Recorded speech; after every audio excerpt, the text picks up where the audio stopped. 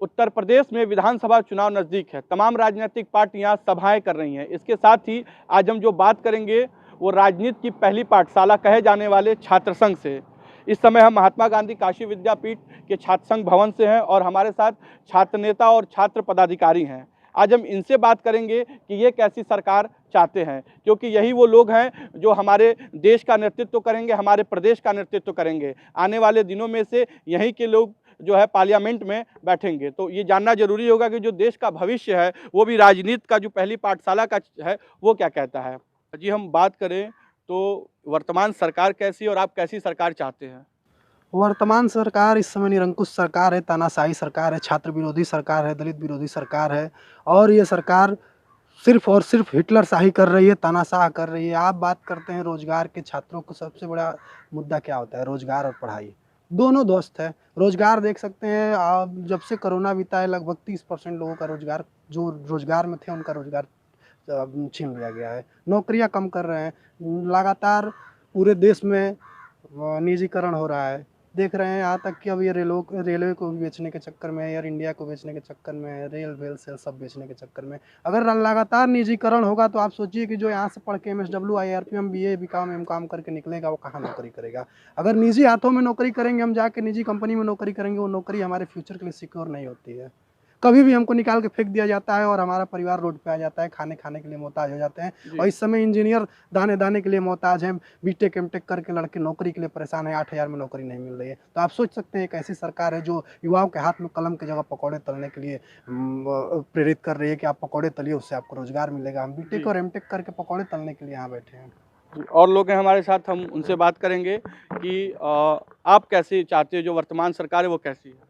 देखिए, एक छात्र जीवन से लोग निकले हुए व्यक्ति हैं और छात्र राजनीति करते हैं। तो एक छात्र नेता पहले यही चाहता है कि छात्रों के मुद्दों को सरकार सुने। वर्तमान की सरकार जो है तमाम वादे छात्रों से और युवाओं से करके सन 2017 में सरकार बनाई, उत्तर प्रदेश सरकार योगी जी ने बनाया और बोला कि मैं हर साल रोजगार दूंगा। अभी बड़े बड़े पोस्टर भी उनके लग चुके हैं, हर साल अभी तक 4.5 लाख नौकरी का पोस्टर बैनर लगा चुके हैं हर जगह। पर ऐसा कुछ नहीं है, ना लोगों की छात्रवृत्ति आती है, ना रोजगार दिया गया है। तो हम यही आशा करते हैं कि आने वाले जो भी सरकार हो पहले छात्रों के मुद्दे पर बात सुने, उसमें छात्रों का सम्मान हो, युवाओं का सम्मान हो, महिलाओं का सम्मान हो, बुजुर्गों का सम्मान हो और हर एक धर्म वर्ग के लोगों का सम्मान हो। ऐसी सरकार हम चाहेंगे। अगर हम बात करें महिलाओं की, तो छात्र संघ में महिलाएं बढ़ चढ़कर लगातार हिस्सा ले रही हैं। हमारे साथ एक छात्र संघ के पदाधिकारी, हम इनसे बात करेंगे कि कैसी सरकार है ये। सरकार तो काफ़ी अच्छी है। हालांकि मैं भी बीजेपी की कार्यकर्ता हूं और मुझे लगता है महिलाएं, जहां बात आप करें महिलाओं की, तो महिलाएं सबसे ज़्यादा सुरक्षित है इस सरकार में। जी लेकिन लगातार आरोप लग रहे हैं और महिलाओं के साथ लगातार घटनाएं सामने आ रही हैं। आरोपों का क्या है, वो तो एंटी पार्टी हमेशा लगाती ही रहती हैं। और जो समय अभी हाथरस में जो एक दलित लड़की के साथ हो गया और जो एक वहाँ लखीमपुर खीरी में जो ब्लॉक प्रमुख महिला थी उसका साड़ी घिस दिया गया, वो क्या हो रहा है? ये अभी भी सुरक्षित है महिलाएं? अगर ये भी माना जा सकता है तो मैं कहता हूँ इससे ज़्यादा खराब दिन तो हमारा देश का कभी नहीं होना चाहिए। आप बताइए, आप छात्र पदाधिकारी, कैसी सरकार चल रही है? ये सरकार एकदम निरंकुश और एक तरफ से कहें तो ये तानाशाही सरकार है। अभी जो हमारे साथ जो छात्र नेता हैं वो बता रही हैं महिलाएं सुरक्षित, लेकिन हमारे हिसाब से इसमें महिलाएं एकदम बिल्कुल सुरक्षित नहीं हैं। ये एक तरफ से तानाशाही पे उतर चुके हैं। अगर हम अपने अधिकार के लिए लड़ाई लड़ते हैं तो ये हमारे अधिकार को दबाया जाता है। या तो ये छात्र राजनीति हो या तो फिर किसी भी राजनीति पे ये अपने आगे किसी को चुनाव नहीं लड़ने देते। ये चाहे वो महिला हो चाहे पुरुष। अभी लखीमपुर खीरी में हाल में हुए ग्राम पंचायत चुनाव में नामांकन कराने महिला जाती है, उनका साड़ी खिंचवाया जाता है इनके कार्यकर्ताओं के द्वारा। लेकिन इनके जो वरिष्ठ पदाधिकारी, एक तरफ से कहें प्रधानमंत्री का कोई बयान नहीं आता है और जो इनकी जो महिला शक्तिकरण की बात करते हैं, लेकिन ये महिला शक्तिकरण ये सिर्फ दिखावे के लिए बना गया है और ये महिला शक्तिकरण के कोई मतलब नहीं है।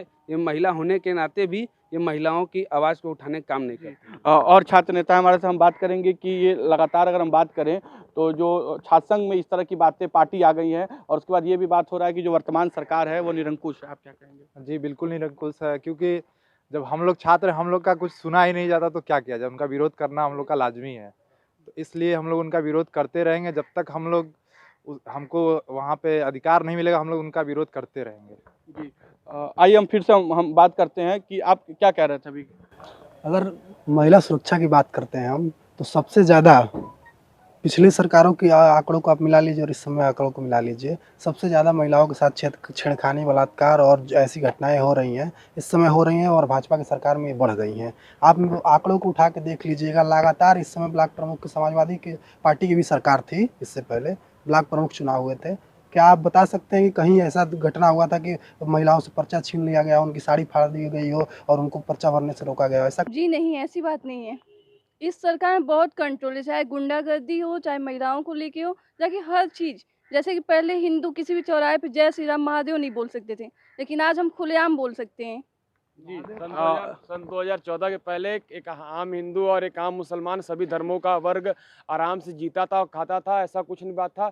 हम भी सन 2014 की पैदाइश से हम आराम से मंदिर दर्शन करने जाया करते थे, कोई मुस्लिम भाई हमें परेशान नहीं करते थे। और ये जो सरकार है एक धर्म की, एक जाति की, मतलब लोगों को आपस में लड़ा कर और तोड़ मरोड़ कर सरकार बनाने की बात करती है। आज इन्हीं के हिंदू धर्म के लोग इनसे खुद ही नाराज हैं और वो लोग विरोध भी कर रहे हैं। कुछ चुनाव में जी, दिक्कत क्या ना करें, आए। हिंदूवादी सरकार है क्या ये हिंदूवादी, देखिए यहाँ पर हिंदूवादी हो या मुसलमान, दोनों को एक समानता लेकर चलनी चाहिए, क्योंकि ये हमारा एक हिंदुस्तान है। यहाँ पर सब एक समान भाई हैं। यहाँ पर कोई ना हिंदू ना मुस्लिम, ये करना ही नहीं चाहिए। अब बात रही कि विरोध का, तो विरोध ही एक आवाज़ है, क्योंकि विरोध होगा ही नहीं तो कैसे पता चलेगा कि कौन सा सही है काम, कौन सा गलत काम है। तो विरोध करना ज़रूरी होता है। ये विरोध करना जरूरी होता है। और आप लोग, अगर हम बात करें तो युवा और जो आने वाली सरकार है, तो कैसी सरकार आप चाहते हैं? हम चाहते हैं कि जो आने वाली सरकार हो वो छात्रों के लिए सुने। जैसे 2012 में आदरणीय अखिलेश यादव जी की सरकार बनी थी, उससे पहले गांव और छोटे-छोटे कस्बों में कोई लैपटॉप देखा नहीं था स्टूडेंट, और उनको लैपटॉप दिया हाथों में और टाइप अब बीजेपी भी लैपटॉप देने जा रही है, सुना जा रहा है। अभी जा रहे हैं, क्या कर रहे हैं, चुनाव आ गया, आचार संहिता लग जाएगा, उससे पहले कुछ नहीं होगा। क्या लैपटॉप दे रहे हैं क्या आप हाँ, लोग? बीजेपी और लैपटॉप और मोबाइल दोनों ही दे रहे हैं। अब कितना अच्छा रहेगा आप तो कुछ अभी तो 5 साल तक सरकार अब इनको आने खत्म होगी तो बड़े बड़े वादे कर रहे हैं। किसी का बिजली का बिल माफ करवा रहे हैं और किसी का लैपटॉप बांट रहे हैं, किसी का भी अभी पेट्रोल के दाम पर नहीं, लगातार पेट्रोल के दाम रोज 1-1 रुपये करके बढ़ाए जा रहे हैं। और इसको क्या करेंगे, 150 तक पहुंचा के अचानक से 10 रुपये बढ़ाएंगे जिससे जनता खुश हो जाए। तो जी, अगर बात किया जाए तो एक बार फिर छात्रों को देखा जा रहा है, चुनाव आ रहा है, तो एक युवा के नाते आप प्रतिनिधित्व करते हैं छात्रों को, तो कितनी दिक्कत छात्रों को किस तरह की हो रही है? छात्रों को इस समय जो होती है सबसे अगर दिक्कत किसी को सामना करना पड़ा है इस सरकार में, तो वो छात्रों को करना पड़ रहा है। ये जो छात्रों के, ये जो कोई भी है शिक्षा से लेकर इस समय अगर छात्रों को सबसे कोई ज़रूरी चीज़ है होती है तो वो होती है छात्रवृत्ति। मैं पिछले आपको बता देना चाहता हूँ कि मैं भी छात्र हूँ और मेरी छात्रवृत्ति पिछले 3 सालों से नहीं आ रही है। और रही मतलब बात, आप पदाधिकारी हैं, आपकी भी नहीं सुनी जा रही है सरकार में? अब अगर अभी इस समय आपको बता देना चाहता हूँ कि अभी क्या हो रहा है कि अभी इस समय छात्रवृत्ति की अभी पूरे भारत में कहीं भी, पूरे यूपी में भी कहीं भी एडमिशन अभी प्रक्रिया चली रही है और यहाँ पे छात्रवृत्ति की लास्ट डेट की घोषणा कर दी जाती है। जी। ये तो ये छात्र संघ की कोरोना में छात्रवृत्ति खत्म हो गई। कोरोना जा रहा है? बताया जाता है कि कोरोना आए, कोरोना में पूरा पैसा लग गया, इसलिए छात्रवृत्ति नहीं आ पाई लड़कों की, अगली बार से आए। लेकिन अभी 2 साल से मेरा खुद नहीं आया है, पहले साल आया लेकिन 2 साल से आया ही नहीं है। और यहाँ पर ख़त्म हो गया, तीसरा साल ख़त्म हो गया। तो हम बता दें कि उत्तर प्रदेश चुनाव में वैश्विक महामारी भी एक बड़ा मुद्दा बनेगा। उसके साथ ही हम इन छात्र संघ की जो पौध है, जो राजनीति की पहली पौध कही जाती है, इनसे हम ये जानेंगे कि ये सब मुख्यमंत्री को कितना नंबर देना चाहेंगे, कितना नंबर देंगे? अगर बात करें 10 में से, तो हम मुझे लगता है 1 या 2 नंबर देना चाहिए, उससे कितना ज़्यादा देंगे अगर मुख्यमंत्री? बात करते हैं 100 तो 100 से भी ज़्यादा देना 10 में चाहिए। कितना देंगी 10 में पूरा 10। आप? 5। देखिए, अगर बात करें 10 नंबर की तो मुख्यमंत्री का कोई भी कार्य ऐसा नहीं रहा है जो 10 में 10 दिया जाए। हाँ, अगर ऐसे बात करें तो 1 नंबर बहुत है उनके लिए, उससे ज़्यादा नहीं देना चाहिए उनको। कितना दे रहे हैं? मुझे अगर उनके उनके कामों को लेकर और उनके विचारों को लेकर देखा जाए तो उनके, अगर मैं उनकी अभी आपसे भी अगर लास्ट उनका अगर 15 ट्वीट देखा जाए तो 15 जो ट्वीट है लास्ट की, उसमें कहीं ना कहीं उसमें 15 में से 9 ट्वीट होता है वो हिंदू और मुसलमान पे होता है। तो मैं इस धर्मवादी और बेरोजगारी और महंगाई के नाते मैं उनको 1 भी नंबर नहीं दूंगा। जी, आप? मैं भी उनको 1 नंबर नहीं देना चाहता हूँ, क्योंकि वो केवल नाम बदल रहे हैं, काम तो कुछ कर ही नहीं रहे हैं। केवल जहाँ देखो तहाँ नाम बदल रहे हैं। जितने पैसे में नाम बदल रहे हैं, उतने पैसे में जनता के लिए कुछ करते तो उनका भला होता। तो जाहिर सी बात, इनका ये कहना है कि नाम बदलने वाली ये सरकार है। लास्ट क्वेश्चन आपसे करेंगे कि आप छात्र संघ से हैं जी। और लगातार ये आरोप है भारतीय जनता पार्टी पे, योगी सरकार पे, वो छात्र संघ नहीं कराना चाहते यूनिवर्सिटियों में, महाविद्यालयों में, तो ऐसा क्यों?